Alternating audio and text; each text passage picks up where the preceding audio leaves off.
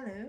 Some of you have asked for a bit of assistance in learning your intervals orally, and I have decided to make a video of descending intervals because what goes up the major or chromatic scale must also come down, and sometimes the intervals are challenging enough ascending, but descending intervals seem to be a greater challenge and struggle for many people working with me at the moment.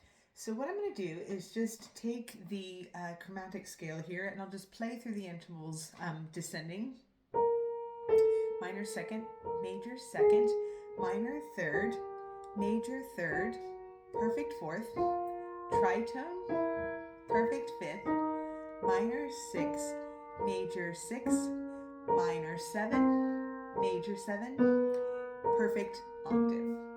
And that takes us down the chromatic scale.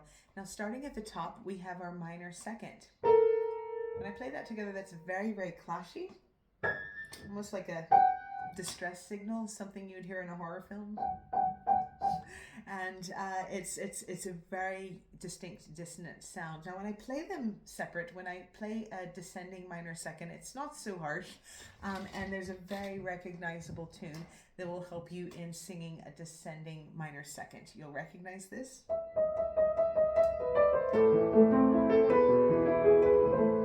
Beethoven's Fearless. There is your descending minor second at the start of that piece.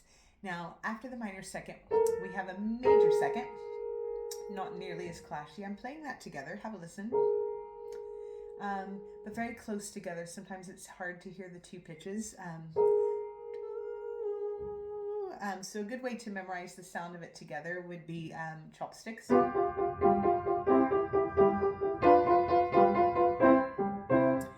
So that sound, that's when you play the two notes together. Now, if you are descending down a major second, there are a lot of really basic nursery rhyme songs that do that. Mary had a little lamb, 3 blind mice, hot cross buns. All of your basic nursery rhymes would use that descending major second. So there's a lot of songs to choose from there to help you memorize the sound of that interval. Moving on, though, we have a minor third. That's 2/3 of your minor triad. And that interval, what I like to do is take the sound of the cuckoo bird, very familiar sound. Cuckoo, cuckoo, cuckoo, cuckoo. The cuckoo bird, that would be a familiar sound where you could associate the minor third descending interval quite easily. I think everybody can identify the sound of a cuckoo bird, whether it's in nature or coming out of a clock, a cuckoo clock. So the minor third, I'll play that again. Cuckoo. And then we go to the major third. There's a bit of a wider space there.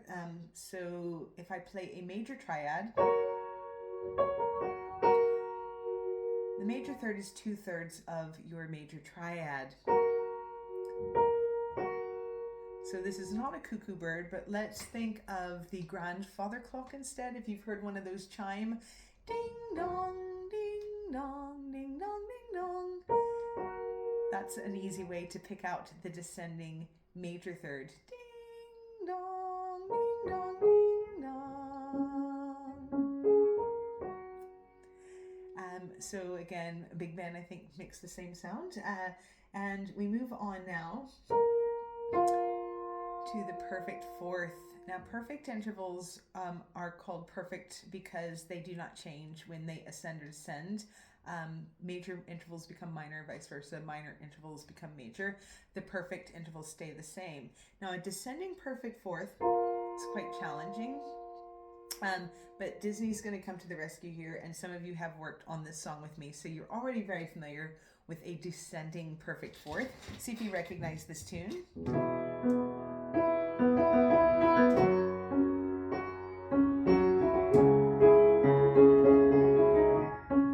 That is from Disney's Moana. So if you've sung How Far I'll Go, you know all about the challenges of getting that descending perfect fourth in tune consistently.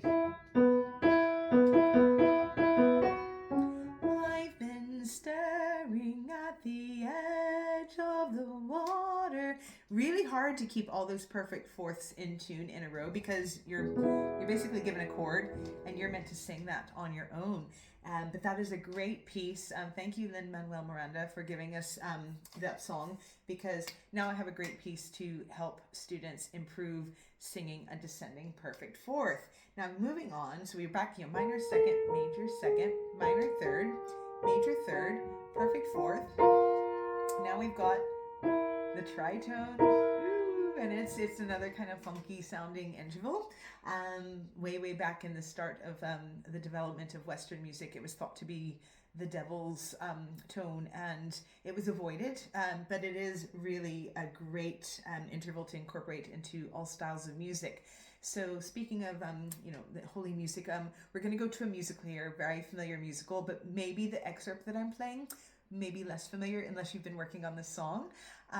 But what I'm going to do is I'm going to play the excerpt because it does contain a descending tritone, which is one of the most difficult intervals, I would say, to sing down.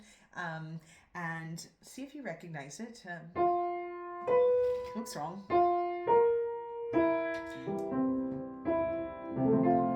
I'll sing a line. And I'll sing once more. So that tritone, and I'll sing, listen to that, I'll sing once more. If you haven't figured that out yet, let me just play the start to the tune. My ears are alive with the sound of music. It's the title song from The Sound of Music. So if you get to it is actually the very end of the song, you get a descending tritone.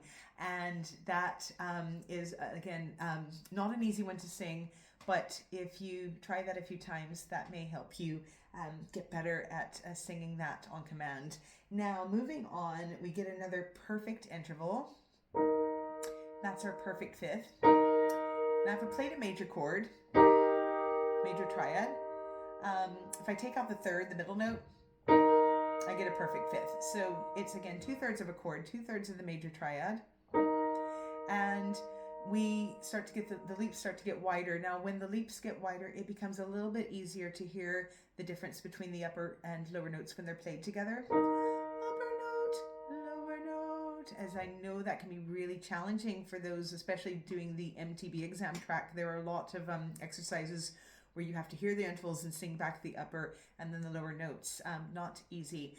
Now, the perfect fifth, I'm going to take a pop song from the 80s, and I know this is currently being used in GCSE music, so if you're doing it in class or just are big into 80s music, you might recognize this little riff, and it uses actually both an ascending and a descending perfect fifth, so have a listen.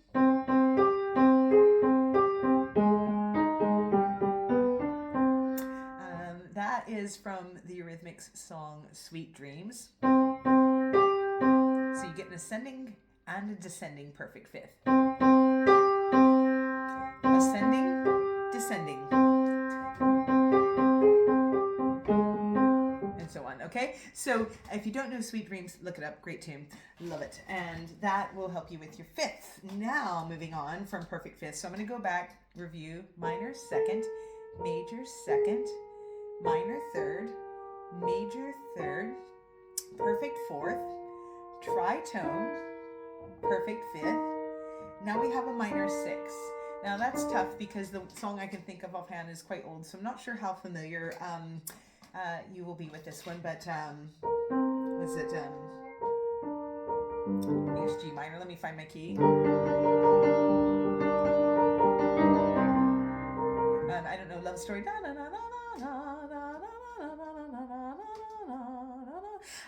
Again, I lost my tune there. I was trying to play it by ear. But Love Story, that has a descending minor six right at the start of the melody there. So again, if you don't know it, look it up. It is out there.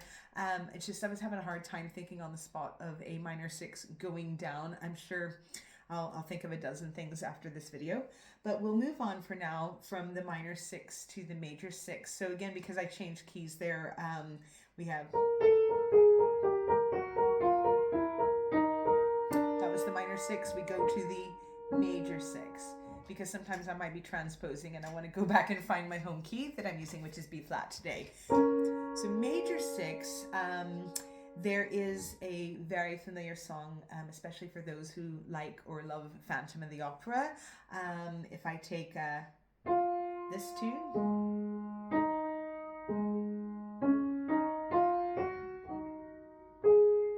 that's the intro to Music of the Night. So na na na na, that's going to be your major 6 on those first 2 notes. And some people have accused Andrew Lloyd Webber of ripping off School Days. Well, whether or not he did that on purpose, we won't worry about that. But that is a very familiar example of singing the descending major 6. If you are into jazz music at all, Take the A Train is another one.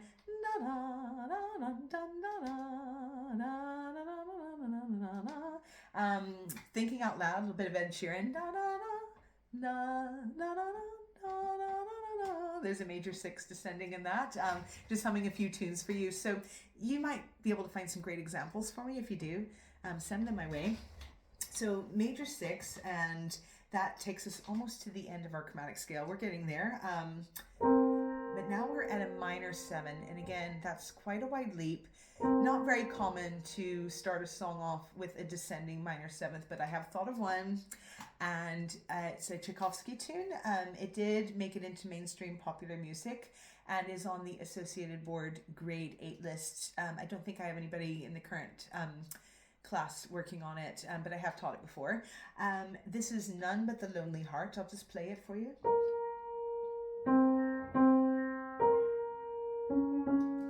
So you have none but the lonely heart, and it uses a descending minor 7th. Very beautiful song. Look it up, get yourself familiar. It is worth listening to, and it will help you with your descending minor 7th. So again, None But the Lonely Heart by Tchaikovsky.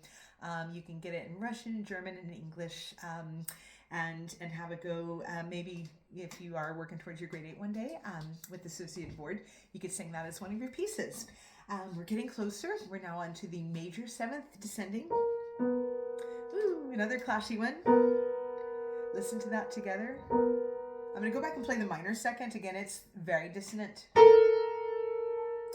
And then we have major 7. Again, there's some unsettled sounds there because you've got a leading tone.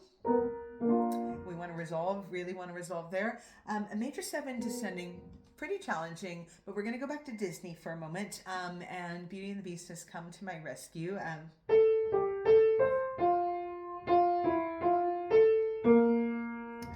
then needed to resolve that one. So you think, so if you hear, tale as old as time, song as old as rhyme, there's your descending major 7th. And then we resolve it, Beauty and the Beast. Lovely. All right, so there is a very familiar song that will help you learn how to sing a descending major 7th. And we finally come to the perfect octave.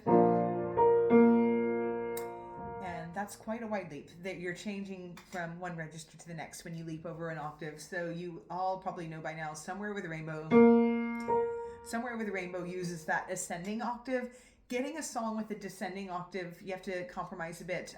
What I find is I can think of examples where you start with an ascending octave followed by a descending octave. So I'll give you a couple of examples there.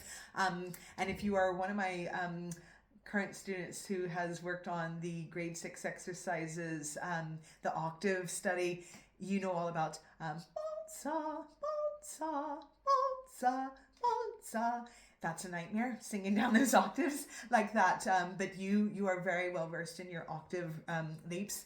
I'm going to go back to The Sound of Music for a descending octave. It's a song that uses both the ascending and the descending octave back to back. So if you know The Lonely Goat Herd, high on the hill was a lonely goat herd, the yodeling song that uses both the ascending and descending octave. Goes back down. High on the hill was a lonely goat herd. You will get the octave going in both directions. And then going back to Disney again, Tangled, at the end of When Will My Life Begin, after the really manic section, when she goes into the more contemplative section, you get 2 octaves in a row. You get the ascending and descending. Let me find my key. So this is the second part of When Will My Life Begin.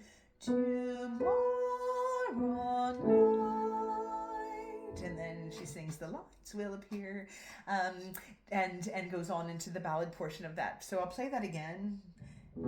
That's our home key. Tomorrow night. Again, descending or ascending and descending. Tomorrow, and then night, and I'll just resolve it back to E major there. I don't think my ear could take it if I didn't resolve it. So that's all of our descending intervals, and these little popular tunes can help you figure out how to sing those, because the key to improving your musical literacy is being able to read music, but also being able to almost instantaneously get the sound of the distance between your notes, and that's not easy to do. So learning your intervals will help you in so many ways, scales and intervals. Again, loads of things out there about ascending intervals, but if you would like, I could make one about ascending intervals, but I thought this would be very helpful. We'll go through the descending intervals. They're much more challenging, and then I did play a few of those together because again, listening to the intervals together, also a challenge when you're trying to pick out the upper and lower notes because they're not always very clear. So hopefully you'll find this video helpful in your studies, and you will improve those skills very quickly. Thanks a bunch.